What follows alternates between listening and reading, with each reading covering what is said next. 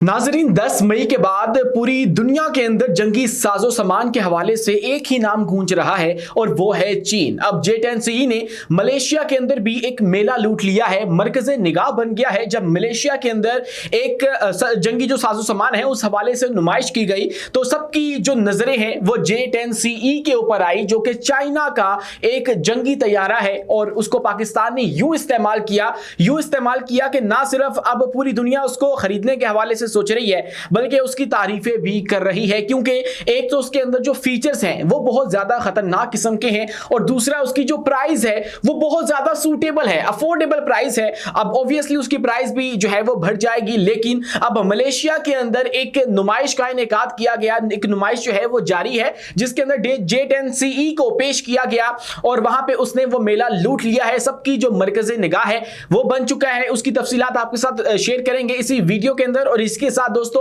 पाकिस्तान की जानिब से एक धमाकेदार प्रेस कॉन्फ्रेंस की गई है और ये प्रेस कॉन्फ्रेंस की है हमारी फौज के नुमाइंदा DG ISPR साहब ने और उनके साथ जो सेक्रेटरी दाखिला है वो मौजूद थे, जिसके अंदर उन्होंने भारत का जो हमारे यहाँ पे काम करने वाली प्रोक्सीज हैं उनके साथ जो नेक्सस है उसको बहुत ही बुरे तरीके से एक्सपोज कर दिया है और तमाम तर शवाहिद पूरी दुनिया के सामने रख दिए हैं कि कैसे भारत पाकिस्तान के अंदर हमारे बच्चों को मरवा रहा है, हमारे जो मासूम लोग हैं उनको शहीद करवाता चला जा रहा है। और अब लोग मुतालबा कर रहे हैं कि एक ऑपरेशन मासूम शुरू किया जाए जिसके अंदर होगा ये कि हमारे जो मासूम बच्चे हैं उनका बदला लिया जाएगा। बदला किनसे लिया जाएगा? बदला लिया जाएगा फितनाउल हिंदुस्तान से। दोस्तों, फितनाउल हिंदुस्तान जो है वो बलूचिस्तान के अंदर जो फाल प्रोक्सीज इस वक्त काम कर रही हैं, कल अदम तंजीमें जो इस वक्त काम कर रही हैं जिनके अंदर BLA है और इस तरह की दीगर जो आप जमातें देख लीजिए, उनको फितनाउल हिंदुस्तान का नाम रिसेंटली पाकिस्तानी रियासत ने दिया था। अब उनके खिलाफ ऑपरेशन मासूम शुरू करने का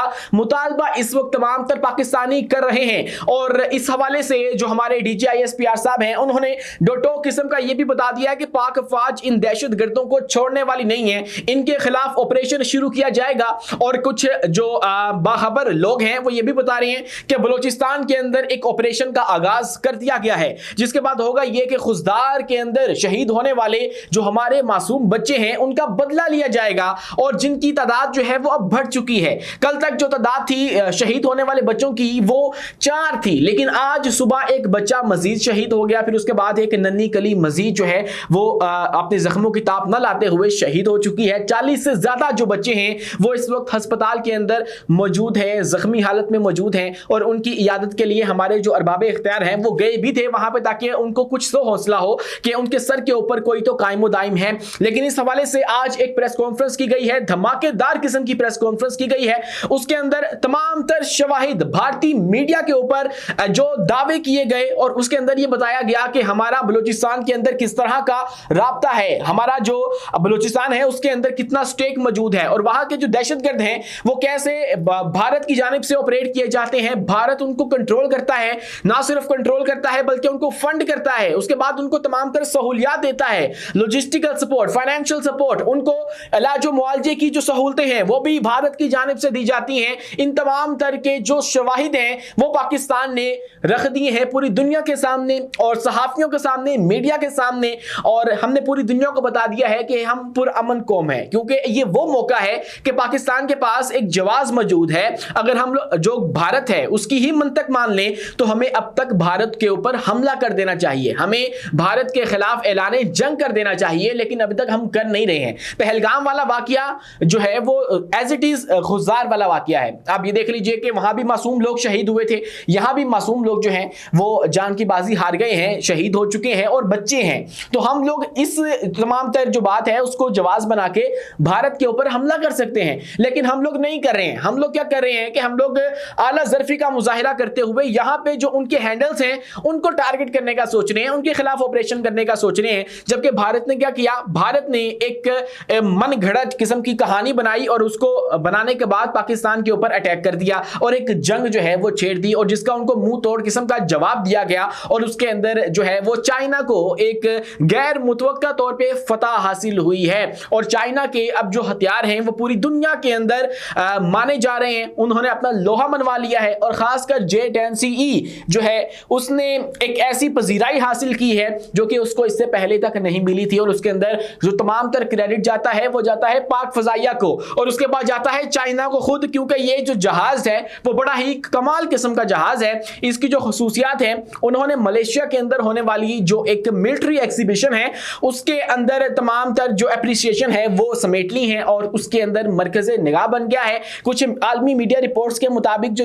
J10CE है उसको मलेशिया के अंदर पेश किया गया और वहां पे तमाम तर जो लोग हैं वो उसको खरीदने के हवाले से सोचने लगे हैं। और उसके अंदर अगर मैं आपको बताऊं कि खसूसियात क्या है इस खतरनाक किस्म के जहाज की, तो सबसे पहले इसका जो इंजन है वो एक ताकतवर इंजन है और वो WS-10B है जो तैयारे को बहुत ज्यादा रफ्तार देता है और यानी कि इतनी रफ्तार दे देता है कि आप यूं समझ लीजिए कि आवाज से ये 2 गुना तेज उड़ सकता है। मतलब साउंड स्पीड से भी इसकी स्पीड ज्यादा है और इसकी जो स्पीड है वो मैक 1.8 है और एक बार में ये 550 नॉटिकल मील तक दुश्मन पर वार कर सकता है। इसके अलावा दोस्तों इसका जो डिजाइन है वो बहुत शानदार किस्म का है।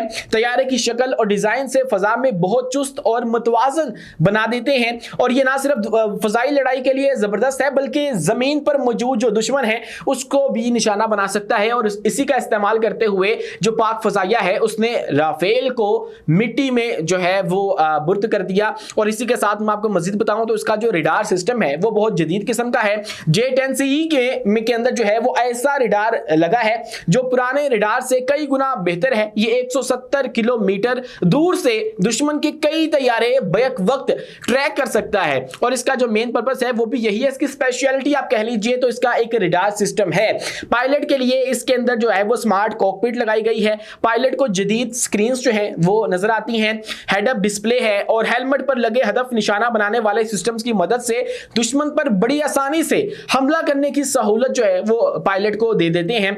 और इसके अंदर जो खुफिया सिस्टम्स हैं, बचाव की जो टेक्नोलॉजी है वो भी मौजूद है। इसमें ऐसे सिस्टम्स भी हैं जो दुश्मन के रडार या मिसाइल से बचाव में मदद देते हैं। जी हाँ दोस्तों, यानी कि स्टेल्थ जो एक कैपेबिलिटी होती है वो भी इसके अंदर मौजूद है। जैसे radar warning system, IR search and track और इलेक्ट्रॉनिक जंगी आलात के हवाले से इसका नाम जो है वो नुमाया तौर पे आता है। उसके अलावा इसके अंदर जो 11 जगह हैं उनके अंदर हथियारों के लिए मखसूस जगह बनाई गई है। ये दूर तक मार करने वाले PL-15E मिसाइल, बम और एंटी शिप मिसाइल जो है वो भी अपने साथ लेकर जा सकता है। और इसी चीज का इस्तेमाल करके पाकिस्तानी जो फजाइया है उसने इसके ऊपर PL-15E लगाए और उसके बाद जो भारत है उसके अंदर अटैक किया और फिर जो राफेल तैयारे हैं उनको तबाह बर्बाद कर दिया गया और उनकी बहुत ज्यादा बेइज्जती हो गई। अब हम बात कर लेते हैं इसकी प्राइस की। ये प्राइस के हवाले से बहुत ज्यादा सूटेबल है। एक तरफ है राफेल और एक तरफ है J10CE। अब राफेल की जो प्राइस है वो तकरीबन गालिबन $288 मिलियन है, जबकि इसकी जो प्राइस है वो महज 40 से 50 मिलियन डॉलर्स है। तो चॉइस इज योर्स। तमाम तर ममालिक जो है वो इस हवाले से देख रहे हैं कि अगर ये तैयारा उस तैयारे को तबाह कर सकता है तो फिर हम लोग $288 मिलियन लगा के वो ही क्यों लें। हम लोग यही क्यों ना ले लें कि जिसके ऊपर हमारे 40 से 50 मिलियन डॉलर्स लगने हैं और उसके बाद जो है वो हम लोग इस काबिल हो जाएंगे कि हम लोग राफेल को भी गिरा सकते हैं। तो यूं जो है वो J10CE की जो पजीराई है वो हो रही है। और इसी के अलावा जो इस हवाले से मेजर अपडेट्स हैं वो ये है कि अब तो ये 4.5 जनरेशन की जो जंग है तैयारों की वो तो हो गई है, एक डॉग फाइट हुई है इस वाली जंग के अंदर पाक भारत। लेकिन जो अब अगला मरहला होगा इस तमाम तर जंग का, उसके अंदर ये वाले तैयारे इस्तेमाल नहीं होने।